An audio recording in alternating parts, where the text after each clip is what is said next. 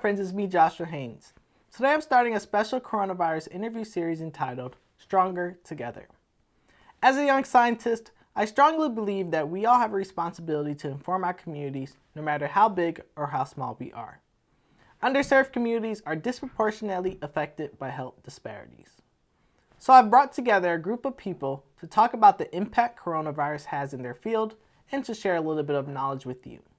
In this series, you will hear from a wide range of professionals, from doctors, pilots, financial advisors, and many others. These interviews have one goal in mind: to bring us together and help educate our community one view at a time. If you're interested in being a part of this project, it's not too late. Just let me know. So stay tuned, and I hope you enjoy. Joining us now is Madeline Sutton. She is an OBGYN and epidemiologist doctor working in Atlanta, Georgia. Hey, Dr. Sutton, and thanks for joining us in our conversation today. Thanks for having me, Joshua. How are you? I'm doing well. For our viewers who may not know you, can you first just start by telling us a little bit about your background? As you said, I'm an OBGYN and epidemiologist. I worked at CDC for 21 years, but I also provide direct clinical care to women, and I live in the Atlanta area. And so I'm very excited that I now have the opportunity after retiring from CDC to kind of do a mix of both epidemiology and hands-on direct clinical care for women in the local area. So that's what I do now, full time. Awesome. So that's amazing, actually. So I'm going to ask you just a few questions, and I just want to see your opinion and try to inform people of what's happening. So in your opinion and expertise, what would you say it is that got us here to this pandemic? Well, there over the last few weeks, there has been some, I guess, controversy about the origin of COVID-19, the new coronavirus.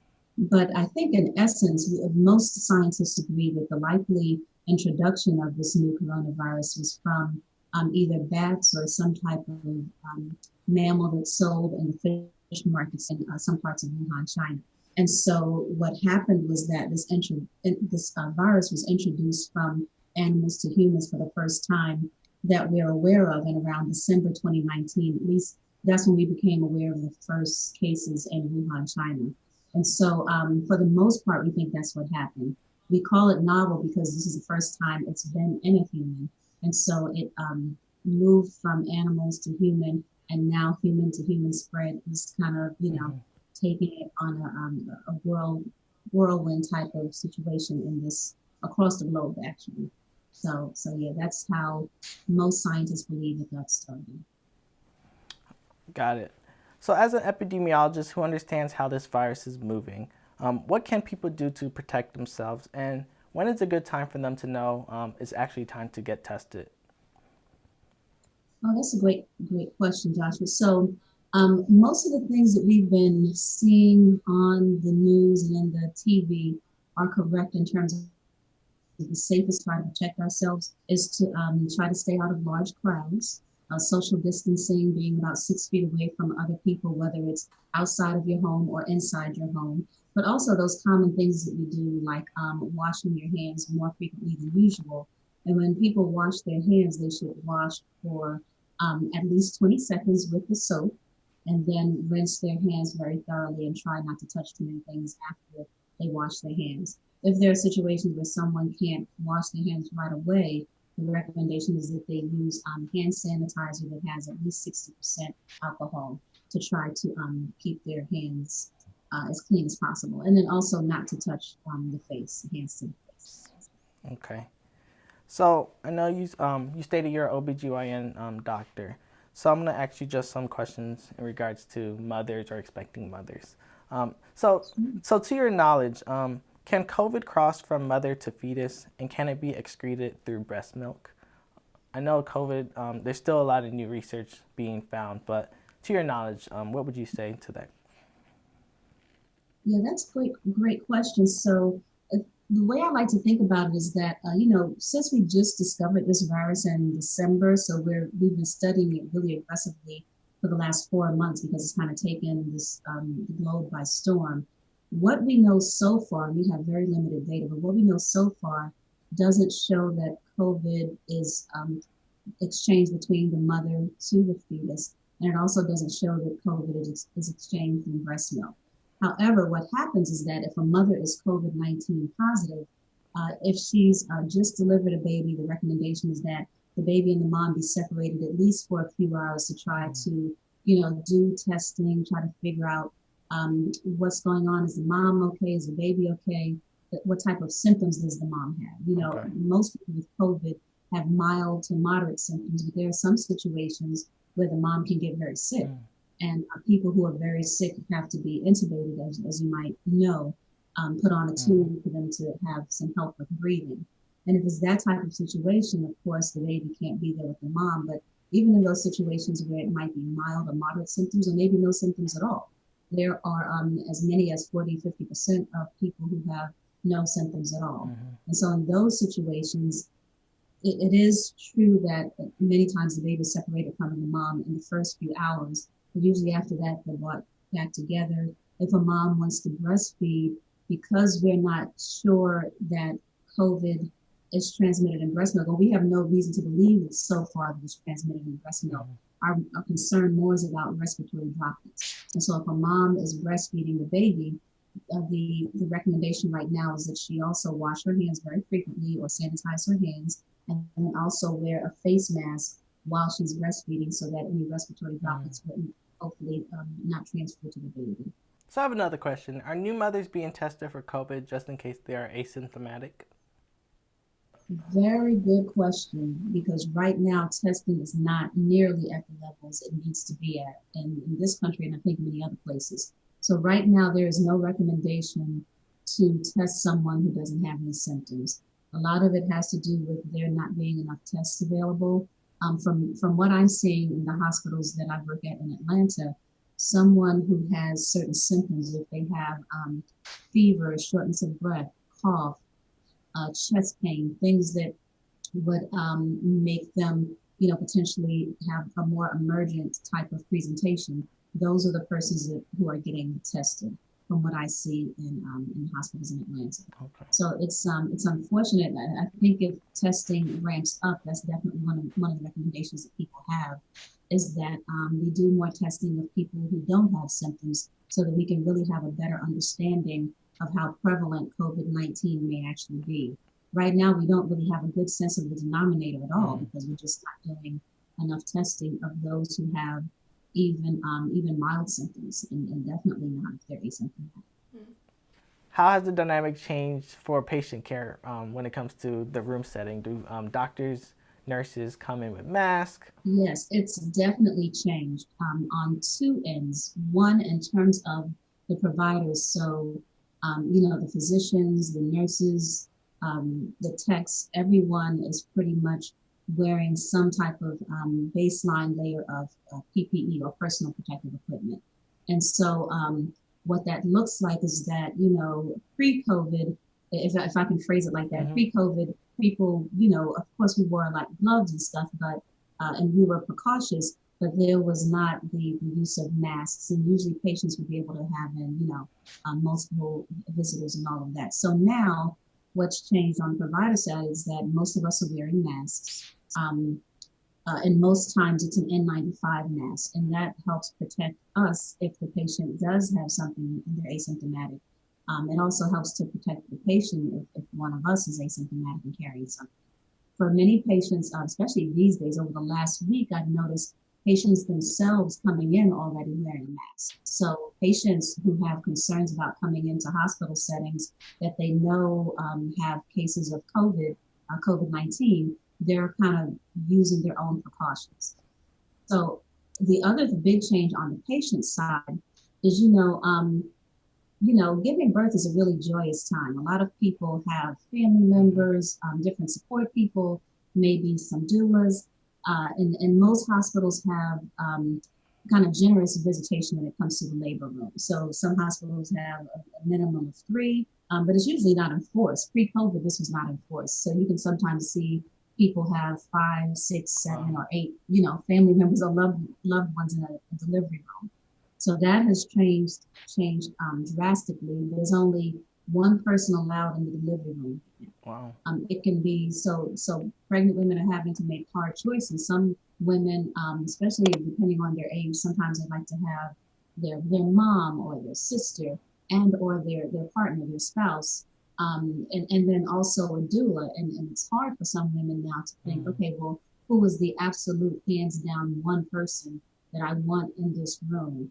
What's also happening is that the hospitals, to try to contain the unintentional spread of COVID-19, they're limiting it to that one person for the duration. So if you come in and you're in labor and you deliver, and then you stay in the hospital postpartum for 2 days, and in most scenarios, and now they're like checkpoints going into the hospital. Mm. So in most scenarios, only that one person who was with you in labor is the same person who will stay with you through to your second day postpartum when you go home.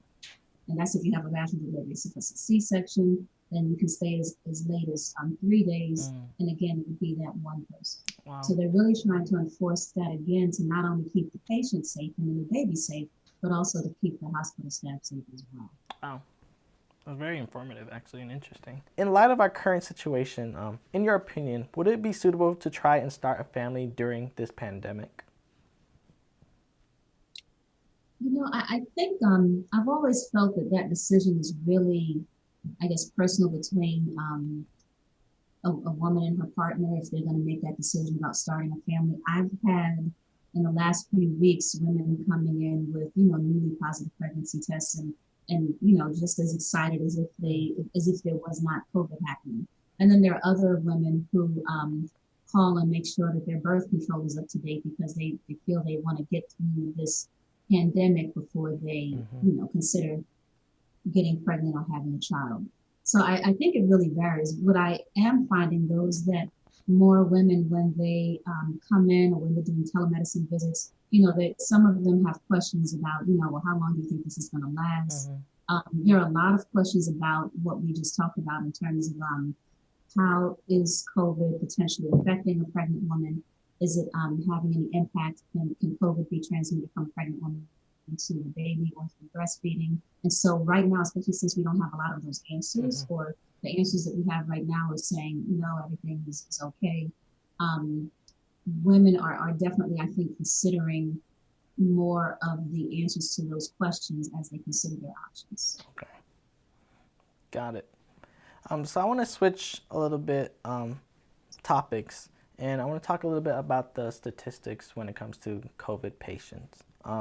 So statistics are showing that the majority of people who are testing positive are either blacks or Hispanics. In your opinion, why do you think this is so? So, one of the things that's been going on in this country for a very long time, even before COVID, unfortunately, is that there are health disparities that are tied not to individual risk behaviors, but more so to social and structural determinants that are part of the foundation of this country. And so in this country, the United States, disproportionately people who are poorer or have fewer resources or fewer incomes, they're disproportionately Black or Hispanic, Black African American or Hispanic Latino or Latinx. And so because you already have those disproportionate factors there at baseline, what you now see in a situation where there's a respiratory disease that is requiring that people do social distancing. I was reading the other day, and I think this is very much true, that social distancing can be a determinant of health, right? I grew up in an apartment that was a two-bedroom apartment, and, there were three of us, sometimes four of us, and I can't really imagine a situation where if there are more people than that in a two-bedroom Mm-hmm. house, how are they really going to do social distancing? Yeah. So it becomes a determinant of health in that Black and brown people in this country are disproportionately in situations that put them at risk for something like COVID-19. And so COVID-19 is just happening to highlight those disparities because they were already there baseline.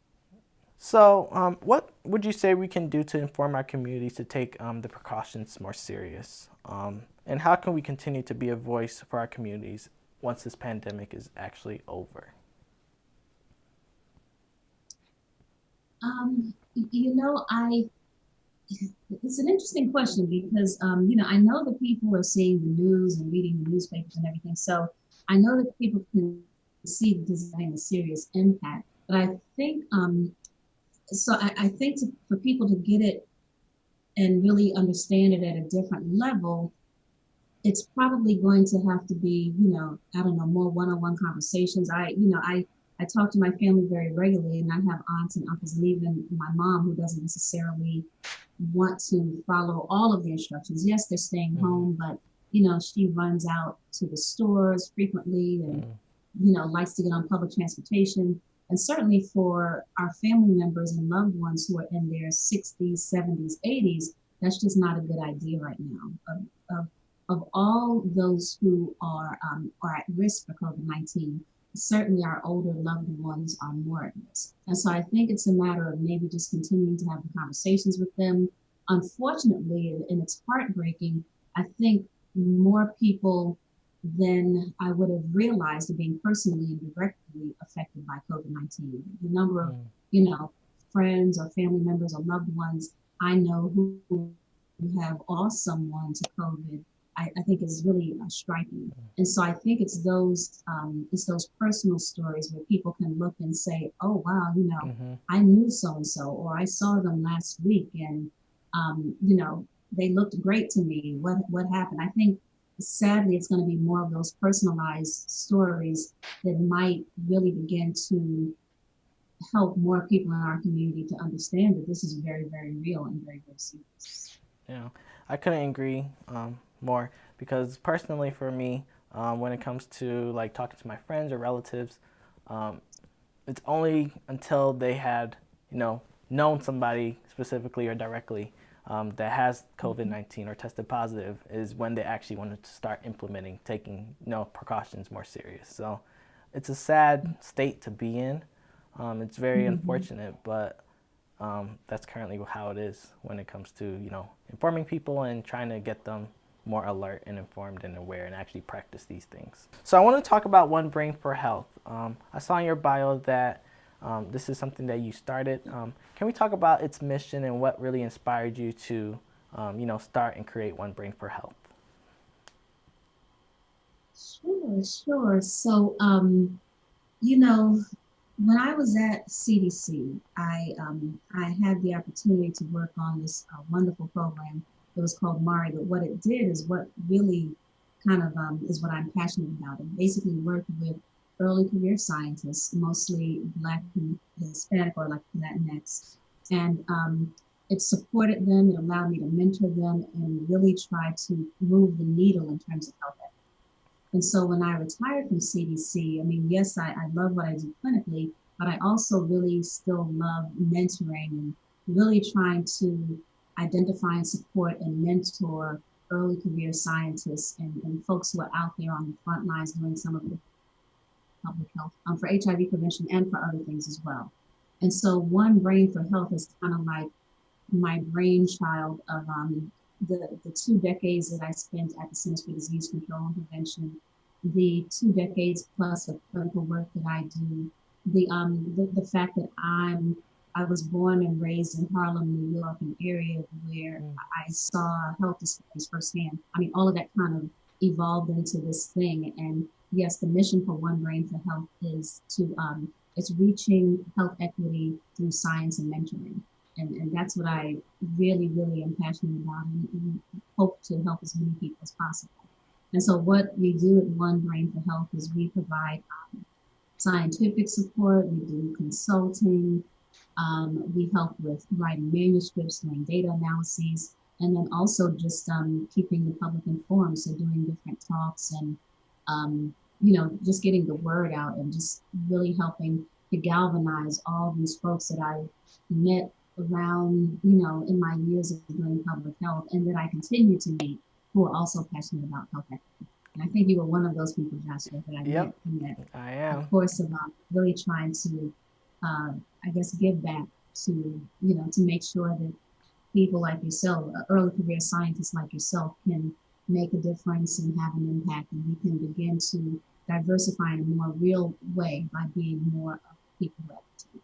My website is live. It's www at onebrain4health.com. The four is the number, the one is the word. Okay. So onebrain4health.com. And I try to update it regularly. It's been last updated a couple of weeks ago, but it just has some different things on there. I have a blog on there. I've posted 2 blogs so far, one talking about doulas and how great they are in terms of helping us in the whole pregnancy and post-delivery process, especially as we're trying to work on improving maternal mortality. You know, that's something that disproportionately affects in this country and globally, but especially in this country over the last few decades. And so, yeah, check it out and let me know what you think. But yeah, that's my website. Awesome. That's actually amazing. All right. So, and lastly, the American people need hope that this pandemic will blow over. What final words would you tell them to ease some of their anxiety or fears? You know, I would say, I think the most important thing is to not be fearful, but to be intentional. So I think right now, as we're going through this, we very much have to continue to be intentional about our distancing. We have to be intentional about hand washing, about hand sanitizer.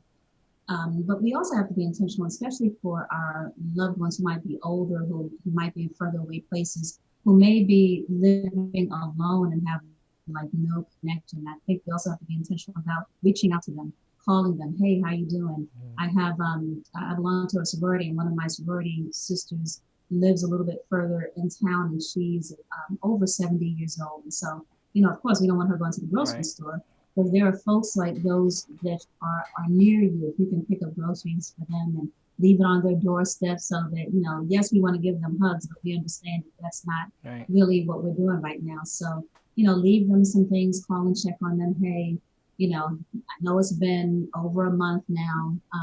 Do you need anything? Can I bring you anything? And, you know, let them spray it down with Lysol before they bring it in the house.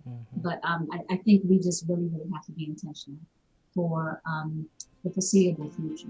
Wow, well, Dr. Sutton, I have to say a huge thank you for all the things that you do and continue to do for young scientists such as myself and mentoring them. And thank you for taking out the time to actually, you know, speak with us and inform our viewers. Thank you. Thank you for having this brainchild and for working on this